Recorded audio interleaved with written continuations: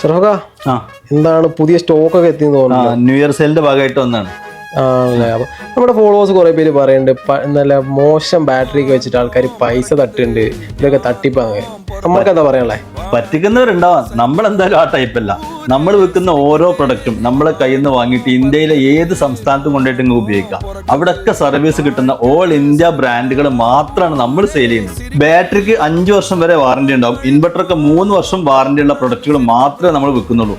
എന്തെങ്കിലും കംപ്ലൈന്റ് വന്നു കഴിഞ്ഞാൽ 2 ദിവസം കൊണ്ട് തന്നെ നമ്മളെ ടെക്നീഷ്യന്മാർ അവിടെ എത്തി സർവീസ് കൊടുക്കും.